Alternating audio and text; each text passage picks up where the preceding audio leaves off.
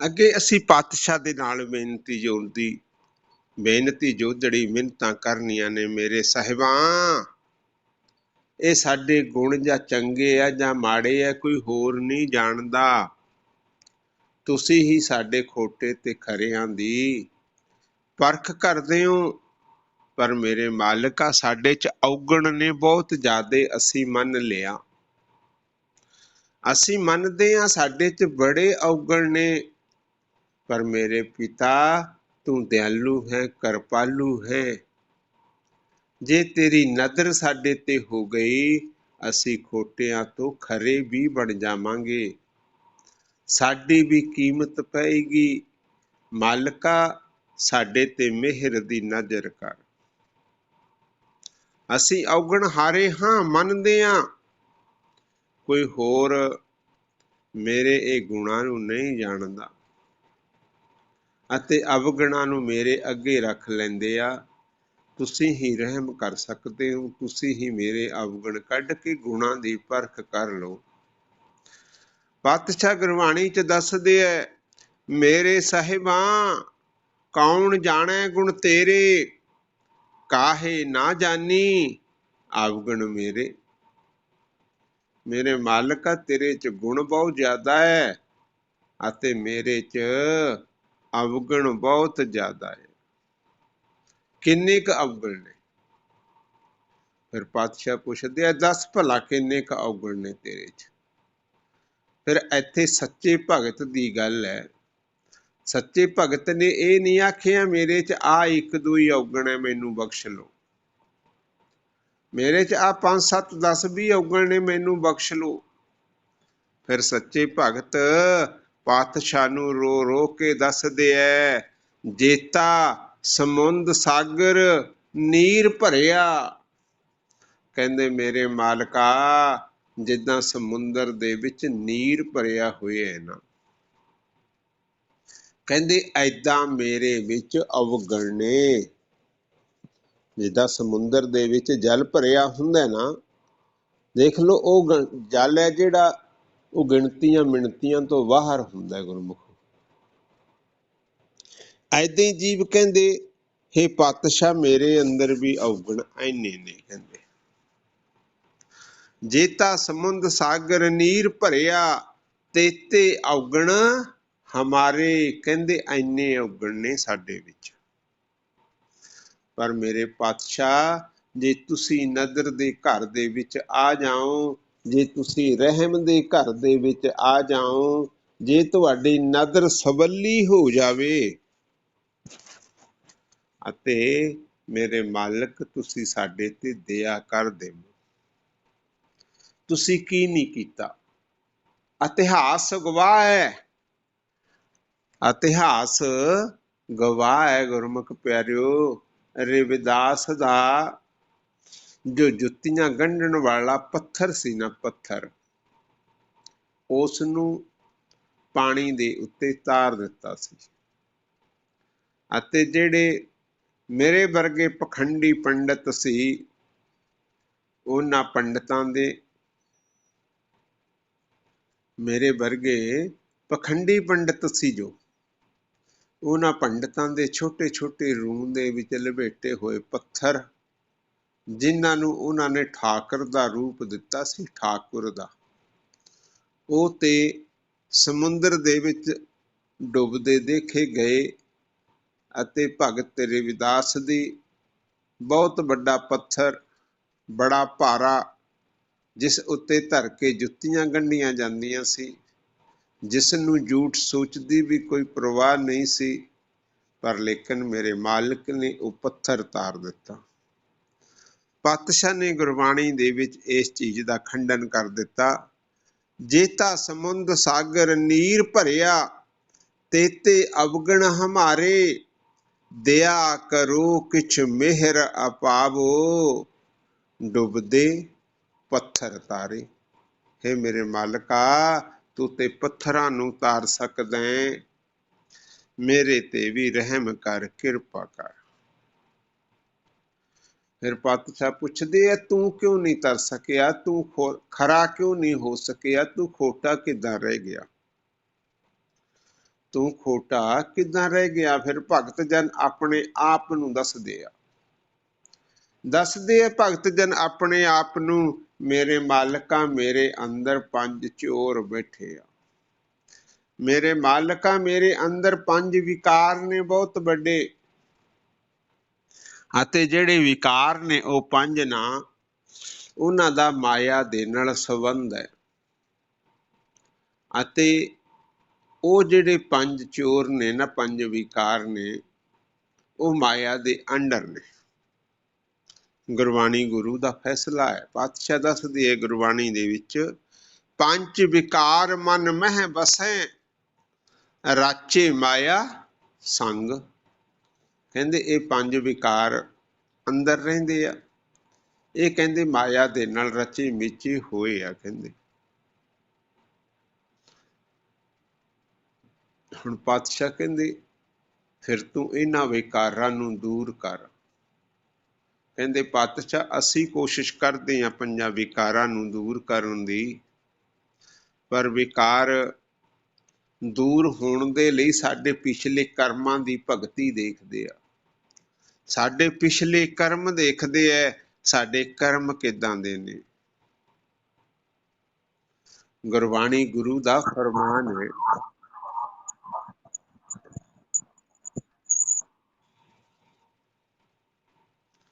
ਪਾਤਸ਼ਾਹ ਗੁਰਬਾਣੀ ਦੇ ਵਿੱਚ ਦੱਸਦੇ ਆ ਗੁਰਮੁਖ ਪਿਆਰਿਓ, ਕਰਮਾਂ ਉੱਪਰ ਨਿਬੜੈ ਜੇ ਲੋਚੈ ਸਭ ਕੋਈ।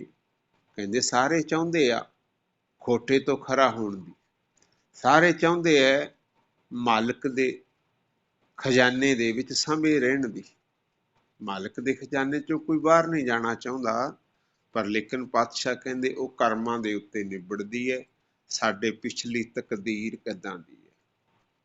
ਇਸੇ ਕਰਕੇ ਗੁਰਮੁਖ ਪਿਆਰਿਓ ਭਗਤ ਫਰੀਦ ਆਪਾਂ ਨੂੰ ਇਹ ਸਮਝਾ ਰਹੇ ਆ, ਬਾਰ-ਬਾਰ ਸਮਝਾ ਰਹੇ ਆ। ਕਹਿੰਦੇ ਹੁਣ ਤੇ ਤੁਸੀਂ ਸਵੀਕਾਰ ਕਰ ਲਿਆ ਨਾ, ਹੁਣ ਤੇ ਤੁਸੀਂ ਮੰਨ ਲਿਆ ਨਾ ਕਿ ਪਿਛਲੇ ਕਰਮਾਂ ਦੇ ਉੱਤੇ ਨਿਬੜਦਾ, ਇਹ ਲੇਖਾ ਜੋਖਾ ਪਿਛਲੇ ਕਰਮਾਂ ਦੇ ਉੱਤੇ ਨਿਬੜਦਾ। ਪਰ ਪਹਿਲਾਂ ਤੋਂ ਜੇ ਹੋਣਾ ਸੀ ਹੋ ਗਿਆ। ਪਹਿਲਾਂ ਆਪਾਂ ਗੁਰਮੁਖੋ ਆਪਣਾ ਚੰਗਾ ਨਹੀਂ ਲਿਖ ਸਕੇ, ਸਾਨੂੰ ਸੋਝੀ ਨਹੀਂ ਸੀ, ਧੰਨ ਧੰਨ ਸਾਹਿਬ ਸ੍ਰੀ ਗੁਰੂ ਗ੍ਰੰਥ ਸਾਹਿਬ ਦਾ ਗਿਆਨ ਨਹੀਂ ਸੀ ਸਾਡੇ ਕੋਲੇ, ਪਰ ਹੁਣ ਤੇ ਸਾਨੂੰ ਗਿਆਨ ਮਿਲ ਗਿਆ ਨਾ। ਹੁਣ ਤੇ ਪਾਤਸ਼ਾਹ ਨੇ ਸਾਨੂੰ ਕਹਿ ਦਿੱਤਾ ਨਾ, ਕਬੀਰ ਸਭ ਤੇ ਹਮ ਬੁਰੇ, ਹਮ ਤਜ ਭਲੋ ਸਭ ਕੋਏ। ਹੁਣ ਤੇ ਪਤਾ ਲੱਗ ਗਿਆ, ਗੁਰਬਾਣੀ ਗੁਰੂ ਨੇ ਸਾਨੂੰ ਸਮਝਾ ਦਿੱਤਾ। ਬੁੱਝ ਲਓ ਏਦਾਂ, ਸਮਝ ਲਓ ਏਦਾਂ, ਤੁਸੀਂ ਵੀ ਸਾਰੇ। ਪਾਤਸ਼ਾਹ ਕਹਿੰਦੇ ਕਬੀਰ ਸਭ ਤੇ ਹਮ ਬੁਰੇ, ਹਮ ਤਜ ਭਲੋ ਸਭ ਕੋਏ, ਜਿਨ ਐਸਾ ਕਰ ਬੂਝਿਆ ਮੀਤ ਹਮਾਰਾ ਸੋਏ। ਕਹਿੰਦੇ ਉਹ ਮੇਰਾ ਮਿੱਤਰ ਹੈ, ਬਣ ਜਾਓ ਤੁਸੀਂ ਵੀ ਮਿੱਤਰ। ਕਹਿੰਦੇ ਤੁਸੀਂ ਵੀ ਕਹਿੰਦੇ ਮਿੱਤਰ ਬਣ ਜਾਓ। ਇਹ ਪਾਤਸ਼ਾਹ ਆਪਾਂ ਨੂੰ ਗੁਰਬਾਣੀ ਦੇ ਵਿੱਚ ਸਮਝਾ ਰਹੇ ਆ। ਪਰ ਗੁਰਮੁਖ ਪਿਆਰਿਓ ਦੂਜੇ ਪਾਸੇ ਪਾਤਸ਼ਾਹ ਕਹਿ ਰਹੇ ਹੈ, ਕਹਿੰਦੇ ਜੇ ਤੁਸੀਂ ਹੁਣ ਤੱਕ ਇਹ ਚੰਗੇ ਲੇਖ ਨਹੀਂ ਲਿਖ ਸਕੇ ਨਾ, ਇਹ ਜਿਹੜੀ ਸਜ਼ਾ ਗੁਰਮੁਖ ਪਿਆਰਿਓ ਅਸੀਂ ਲੈ ਰਹੇ ਹਾਂ, ਜਿਹੜੇ ਦੁੱਖ ਤੇ ਸੁੱਖਾਂ ਨੇ ਸਾਨੂੰ ਘੇਰਿਆ ਹੋਇਆ, ਇਹ ਸਾਡਾ ਪੂਰਬਲਾ ਕਰਮ ਹੈ, ਸਾਡਾ ਪਿਛੋਕੜ ਹੈ। ਉਦੋਂ ਅਸੀਂ ਆਪਣੇ ਜ਼ਿੰਦਗੀ ਦੇ ਲੇਖਾਂ ਨੂੰ ਚਿੱਟੇ ਨਹੀਂ ਕਰ ਸਕੇ, ਉਦੋਂ ਅਸੀਂ ਖਜ਼ਾਨੇ ਦੇ ਵਿੱਚ ਪੈਣ ਵਾਲੇ ਕਰਮ ਨਹੀਂ ਕਰ ਸਕੇ, ਤਾਂ ਸਾਨੂੰ ਮਾਲਕ ਨੇ ਖਜ਼ਾਨੇ ਤੋਂ ਬਾਹਰ ਸੁੱਟ ਦਿੱਤਾ ਸੀ। ਪਰ ਭਗਤ ਫਰੀਦ ਕਹਿੰਦੇ ਆ, ਜੇ ਤੂੰ ਅਕਲ ਵਾਲਾ ਹੈ, ਜੇ ਤੂੰ ਹੁਣ ਤੈਨੂੰ ਸੋਝੀ ਆ ਗਈ। ਪਰ ਗੁਰਮੁਖ ਪਿਆਰਿਓ ਜਦੋਂ ਅਸੀਂ ਕਿਸੇ ਵੀ ਗੁਰਮੁਖ ਦੇ ਨਾਲ ਕੋਈ ਵੀ ਗੁਰਮੁਖ ਵਿਚਾਰ ਕਰਦਾ,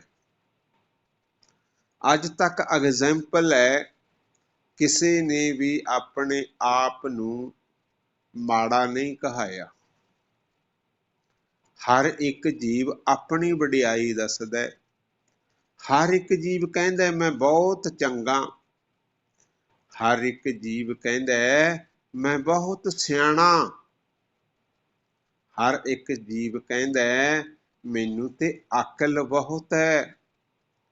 ਮੈਂ ਆਪਣੀ ਸਿਆਣਪ ਦੇ ਨਾਲ ਹੀ ਇਸ ਘਰ ਨੂੰ ਬੰਨ ਲਿਆ। ਇਸ ਘਰ ਨੂੰ ਮੈਂ ਆਪਣੀ ਸਿਆਣਪ ਦੇ ਨਾਲ ਜੋੜਿਆ। ਇਹ ਗੁਰਮੁਖੋ ਕਦੇ ਵੀ ਕਿਸੇ ਨਾਲ ਵਿਚਾਰ ਕਰ ਲਿਓ, ਹਰ ਇੱਕ ਜੀਵ ਦਾ ਇਹੀ ਕਥਨ ਹੁੰਦਾ ਹੈ। ਪਰ ਭਗਤ ਕਬੀਰ ਫਰੀਦ ਨੇ ਸਵੀਕਾਰ ਨਹੀਂ ਕੀਤਾ। ਭਗਤ ਫਰੀਦ ਨੇ ਇਹ ਗੱਲਾਂ ਸਵੀਕਾਰ ਨਹੀਂ ਕੀਤੀਆਂ। ਭਗਤ ਕਬੀਰ ਕਹਿੰਦੇ ਜੇ ਤੂੰ ਇੰਨਾ ਸਿਆਣਾ, ਇੰਨਾ ਸੋਹਣਾ, ਇੰਨਾ ਸੱਚਾ, ਇੰਨੀ ਤੈਨੂੰ ਅਕਲ ਹੈ ਤਾਂ ਤੂੰ ਅੱਗੇ ਵਾਸਤੇ ਆਪਣੇ ਲੇਖ ਨਾ ਕਾਲੇ ਲਿਖੀ ਜਾ। ਤੂੰ ਬੈਠਾ ਇਸ ਟਾਈਮ ਗੱਦੀ ਦੇ ਉੱਤੇ, ਤੇਰੇ ਹੱਥ ਦੇ ਵਿੱਚ ਕਲਮ ਹੈ, ਦਵਾਤ ਹੈ ਅਤੇ ਕਾਗਜ਼ ਤੇਰੇ ਕੋਲ ਹੈ। ਇਸ ਵੇਲੇ ਤੂੰ ਲੇਖ ਲਿਖ ਰਹੇ। ਲੇਖ ਲਿਖਣ ਦੇ ਲਈ ਆਪਾਂ ਇਸ ਮਾਤ ਲੋਕ ਦੇ ਉੱਤੇ ਆਏ ਹਾਂ ਗੁਰਮੁਖ ਪਿਆਰਿਓ ਸਾਰੇ। ਪਾਤਸ਼ਾਹ ਕਹਿੰਦੇ ਹੁਣ ਤੂੰ ਨਾ ਇੱਥੇ ਆਪਣੀ ਅਕਲ ਦਾ ਸਬੂਤ ਦੇ ਦੇ। ਤੂੰ ਹੁਣ ਇੱਥੇ ਆਪਣੇ ਲੇਖਾਂ ਨੂੰ ਚਿੱਟੇ ਕਰ ਲੈ। ਗੁਰਬਾਣੀ ਗੁਰੂ ਦਾ ਫਰਮਾਨ ਹੈ, ਜੇ ਤੂੰ ਅਕਲ ਲਤੀਫ ਕਾਲੇ ਲਿਖ ਨਾ ਲੇਖ। ਭਗਤ ਫਰੀਦ ਦਾ ਸਲੋਕ ਹੈ ਇਹ। ਕਹਿੰਦੇ ਜੇ ਤੂੰ ਅਕਲ ਵਾਲੇ ਨਾ ਤਾਂ ਫਿਰ ਕਹਿੰਦੇ ਇਹਨਾਂ ਲੇਖਾਂ ਨੂੰ ਕਾਲੇ ਨਾ ਲਿਖ, ਇਹਨਾਂ ਲੇਖਾਂ ਨੂੰ ਚਿੱਟੇ ਕਰ ਲੈ। ਇਹਨਾਂ ਲੇਖਾਂ ਨੂੰ ਖੋਟਿਆਂ ਤੋਂ ਖਰੇ ਕਰ ਲੈ।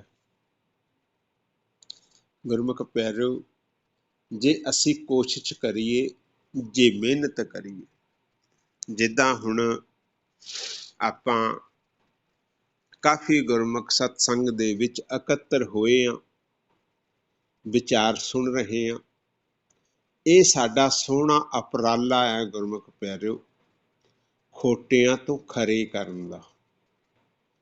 ਖੋਟਿਆਂ ਤੋਂ ਖਰੇ ਕਰਨ ਦਾ ਇਹ ਸਾਡਾ ਬਹੁਤ ਸੋਹਣਾ ਉਪਰਾਲਾ ਹੈ। ਪਰ ਇੱਕ ਬੇਨਤੀ ਹੈ ਚਰਨਾਂ ਦੇ ਵਿੱਚ, ਸਾਰਿਆਂ ਦੇ ਚਰਨਾਂ ਦੇ ਵਿੱਚ ਇੱਕ ਬੇਨਤੀ ਹੈ ਗੁਰਮੁਖ ਪਿਆਰਿਓ। ਇਸ ਬੇਨਤੀ ਇਹ ਹੈ ਕਿ ਆਪਾਂ ਸੁਣਨ ਤੱਕ ਸੀਮਿਤ ਨਹੀਂ ਰਹਿਣਾ। ਆਪਾਂ ਇਹਨਾਂ ਸ਼ਬਦਾਂ ਨੂੰ ਸੁਣਨ ਤੱਕ ਸੀਮਿਤ ਨਹੀਂ ਰਹਿਣਾ। ਜਿੰਨਾ ਚਿਰ ਅਸੀਂ ਸੁਣਦੇ ਹਾਂ ਉਨਾ ਚਿਰ ਅਸੀਂ ਆਨੰਦ ਲੈ ਰਹੇ ਹੁੰਦੇ ਹਾਂ। ਅਤੇ ਉਸ ਤੋਂ ਅੱਗੇ ਵੀ ਬਾਅਦ ਦੇ ਵਿੱਚ, ਭਾਵ ਜਦੋਂ ਵੀ ਫੋਨ ਡਿਸਕਨੈਕਟ ਹੁੰਦਾ, ਉਸ ਵੇਲੇ ਗੁਰਮੁਖ ਪਿਆਰਿਓ ਇਹਨਾਂ ਵਚਨਾਂ ਨੂੰ ਅਸੀਂ ਸੰਭਾਲ ਲਈਏ। ਇਹਨਾਂ ਵਚਨਾਂ ਨੂੰ ਅਸੀਂ ਸੱਤ ਕਰਕੇ ਮੰਨ ਲਈਏ। ਇਹਨਾਂ ਵਚਨਾਂ ਦੇ ਉੱਤੇ ਵਿਚਾਰ ਕਰੀਏ। ਮੇਰਾ ਪਾਤਸ਼ਾਹ ਅੱਜ ਮੈਨੂੰ ਅੰਮ੍ਰਿਤ ਵੇਲੇ ਗੁਰਬਾਣੀ ਦੇ ਵਿੱਚ ਕੁਝ ਸਮਝਾਉਣਾ ਚਾਹੁੰਦਾ ਸੀ। ਆਪਣੇ ਅੰਦਰ ਫਿਰ ਆਪਾਂ ਝਾਤੀ ਮਾਰਨੀ ਹੈ ਗੁਰਮੁਖ ਪਿਆਰਿਓ, ਇਹ ਜੀਵ ਖੋਟਾ ਹੈ ਜਾਂ ਫਿਰ ਇਹ ਜੀਵ ਖਰਾ ਹੈ। ਜੇ ਤੇ ਗੁਰਮੁਖ ਪਿਆਰਿਓ ਆਪਾਂ ਖਰੇ ਹਾਂ, ਆਪਾਂ ਨੂੰ ਪਿਤਾ ਨੇ ਖਜ਼ਾਨੇ ਦੇ ਵਿੱਚ ਪਾ ਲੈਣਾ। ਜੇ ਆਪਾਂ ਖੋਟੇ ਹਾਂ, ਆਪਾਂ ਨੂੰ ਬਾਹਰ ਸੁੱਟ ਦੇਣਾ।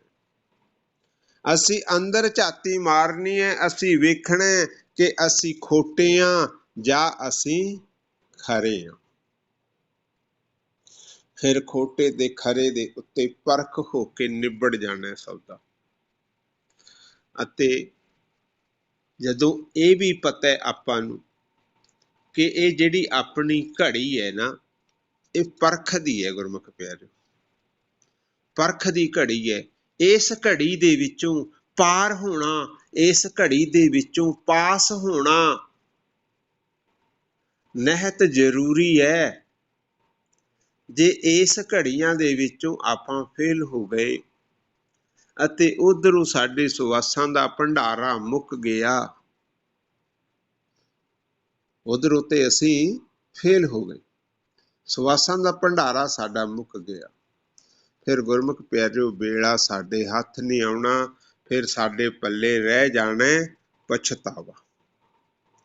ਜਦੋਂ ਸਾਡੇ ਪੱਲੇ ਪਛਤਾਵਾ ਰਹਿ ਗਿਆ, ਫਿਰ ਪਾਤਸ਼ਾਹ ਕਹਿੰਦੇ ਹੁਣ ਪਛਤਾਉਣ ਦਾ ਕੋਈ ਫਾਇਦਾ ਨਹੀਂ। ਹੁਣ ਤੇ ਤੂੰ ਉਸ ਉਤਲੇ ਟੰਬੇ ਤੋਂ ਉੱਕ ਗਿਆ, ਉਸ ਉਤਲੇ ਟੰਬੇ ਤੋਂ ਤੇਰਾ ਪੈਰ ਥਿੜਕ ਗਿਆ। ਹੁਣ ਆਪਾਂ ਜਦੋਂ ਗੁਰਮੁਖ ਪਿਆਰਿਓ ਧਿਆਨ ਦਈਏ ਕਿਸੇ ਪੌੜੀ ਤੇ ਚੜ੍ਹੇ ਹੁੰਨੇ ਆ, ਉਤਲੇ ਟੰਬੇ ਦੇ ਉੱਤੇ ਆਪਾਂ ਪਹੁੰਚ ਜਾਂਦੇ ਆ। ਜਿੱਦਾਂ ਪਹਿਲਾਂ ਲੱਕੜ ਦੀਆਂ ਪੌੜੀਆਂ ਹੁੰਦੀਆਂ ਸੀ ਨਾ, ਲੱਕੜ ਦੀ ਪੌੜੀ ਨਾਲ ਆਪਾਂ ਕੋਠੇ ਤੇ ਚੜ੍ਹਦੇ ਸੀ। ਕਿਤੇ ਉੱਤੋਂ ਲੱਕੜ ਦੀ ਪੌੜੀ ਤੋਂ ਹੱਥ ਛੁੱਟ ਜਾਂਦਾ, ਕਿਤੇ ਤੇ ਅਸੀਂ ਉੱਪਰਲੇ ਟੰਬੇ ਤੋਂ ਪੈਰ ਚੁੱਕ ਕੇ ਛੱਤ ਤੇ ਚੜ੍ਹ ਜਾਣਾ ਸੀ। ਕਿਤੇ ਅਸੀਂ ਉੱਕ ਗਏ, ਛੱਤ ਤੇ ਨਹੀਂ ਗਿਆ ਪੈਰ ਸਾਡਾ ਉਸ ਟੰਬੇ ਤੋਂ ਉੱਕ ਗਿਆ ਅਤੇ ਅਸੀਂ ਨੀਚੇ ਆ ਕੇ ਡਿੱਗ ਗਏ। ਫਿਰ ਪਾਤਸ਼ਾਹ ਕਹਿੰਦੇ ਜਿਹੜੀ ਇਹ ਤੈਨੂੰ ਜੂਨ ਮਿਲੀ ਹੈ ਨਾ 1,84, ਇਹ ਕਹਿੰਦੇ ਮਿਲੀ ਸੀ ਭਲਿਆ ਸੱਚਖੰਡ ਜਾਣ ਦੇ ਲਈ। ਪੌੜੀ ਚੜ੍ਹਦਾ ਚੜ੍ਹਦਾ ਤੂੰ ਆ ਗਿਆ ਸੀ, ਸੱਚਖੰਡ ਦੇ ਨੇੜੇ ਲੱਗ ਗਿਆ ਸੀ। ਹੁਣ ਤੂੰ ਇਸ ਪੌੜੀ ਤੋਂ ਪੈਰ ਚੁੱਕ ਕੇ ਸੱਚਖੰਡ ਦੇ ਵਿੱਚ ਪ੍ਰਵੇਸ਼ ਕਰਨਾ ਸੀ, ਪਰ ਤੂੰ ਉੱਥੋਂ ਉੱਕ ਗਿਆ, ਹੁਣ ਤੂੰ ਨੀਚੇ ਜਾਏਗਾ। ਇਹ ਤੈਨੂੰ ਜਨਮ ਤੇ ਇਸ ਲਈ ਮਿਲਿਆ ਸੀ ਕਿ ਹੁਣ ਪੌੜੀਆਂ ਚੜ੍ਹਦਾ ਚੜ੍ਹਦਾ ਤੂੰ ਉੱਤੇ ਆ ਗਿਆ, ਹੁਣ ਤੂੰ ਆਪਣੇ ਜਨਮ ਨੂੰ ਸਫਲਾ ਕਰ ਲੈ। ਇਹ ਮਨੁੱਖਾ ਦੇ ਹੀ ਤੈਨੂੰ ਆਪਣਾ ਜਨਮ ਸਫਲ ਕਰਨ ਦੇ ਲਈ ਮਿਲੀ ਸੀ। ਪਾਤਸ਼ਾਹ ਗੁਰਬਾਣੀ ਦੇ ਵਿੱਚ ਦੱਸਦੇ ਆ 1,84 ਜੋਨ ਸਵਾਈ, ਮਾਨਸ ਕੋ ਪ੍ਰਭ ਦੀ ਵਡਿਆਈ। ਕਹਿੰਦੇ ਜਿਹੜੀ ਇਹ ਜੂਨ ਹੈ ਨਾ, ਇਹਦੇ ਵਿੱਚ ਕਹਿੰਦੇ ਇਨਸਾਨ ਨੂੰ ਵਡਿਆਈ ਦਿੱਤੀ ਗਈ ਹੈ। ਸਿਰਫ ਤੋਂ ਸਿਰਫ 84 ਲੱਖ ਜੂਨ ਦੇ ਵਿੱਚੋਂ ਇੱਕ ਇਨਸਾਨ ਹੀ ਹੈ ਜੋ ਉਸ ਪਿਤਾ ਦੇ ਨਾਲ ਮਿਲਾਪ ਕਰ ਸਕਦਾ। ਇੱਕ ਕੱਲਾ ਇਨਸਾਨ ਹੈ, ਕਹਿੰਦੇ ਬਾਕੀ ਨਹੀਂ ਕੋਈ ਕਰ ਸਕਦਾ। 1,84 ਜੋਨ ਸਵਾਈ, ਮਾਨਸ ਕੋ ਪ੍ਰਭ ਦੀ ਵਡਿਆਈ। ਇਸ ਪੌੜੀ ਤੇ ਜੋ ਨਰ ਚੁੱਕੈ, ਇਸ ਪੌੜੀ ਤੇ ਜੋ ਨਰ ਚੁੱਕੈ, ਆਏ ਜਾਏ ਦੁੱਖ ਪਾਈਂਦਾ। ਕਹਿੰਦੇ ਜੇ ਤੁਸੀਂ ਚੁੱਕ ਗਏ ਫਿਰ ਆਉਣ ਤੇ ਜਾਣ, ਭਾਵ ਜੰਮ ਪੇ ਮਰ ਗਏ, ਜੰਮ ਗਏ ਮਰ ਗਏ, ਜੰਮ ਗਏ ਮਰ ਗਏ। ਉਹ ਭਲਿਆ ਤੈਨੂੰ ਇਹ ਦੁੱਖ ਨੇ ਘੇਰ ਲੈਣਾ, ਇਹ ਦੁੱਖ ਨੇ ਆ ਜਾਣਾ। ਇਸ ਕਰਕੇ ਤੂੰ ਆਪਣੇ ਇਸ ਦੁੱਖ ਨੂੰ ਹੁਣ ਖੰਡਨ ਕਰ ਸਕਦਾ, ਹੁਣ ਤੂੰ ਨਿਮੇੜ ਸਕਦਾ। ਹੁਣ ਆਪਾਂ ਗੁਰਮੁਖੋ ਸਾਰੇ ਜੀਵਾਂ ਨੇ ਕੋਸ਼ਿਸ਼ ਕਰਨੀ, ਜਿੱਥੇ ਕਿਤੇ ਕਿਸੇ ਜੀਵ ਨੂੰ ਅੜਿੱਕਤ ਲੱਗਦੀ ਹੈ, ਪਰੇਸ਼ਾਨੀ ਲੱਗਦੀ ਹੈ, ਤਾਂ ਉਹ ਜੀਵ ਆਪਣਾ ਮੈਸੇਜ SMS ਵੌਇਸ ਮੈਸੇਜ ਕਰਕੇ ਛੱਡ ਸਕਦਾ। ਵੌਇਸ ਮੈਸੇਜ ਦਾ 10 ਵੱਲੋਂ ਜਵਾਬ ਨਹੀਂ ਆਉਂਦਾ ਤਾਂ ਕਾਲ ਕਰ ਸਕਦੇ ਹੋ। ਪਰ ਲੇਕਿਨ ਇਹ ਮਨੁੱਖਾ ਜਨਮ ਆਪਾਂ ਨੇ ਜਾਇਆ ਨਹੀਂ ਜਾਣ ਦੇਣਾ।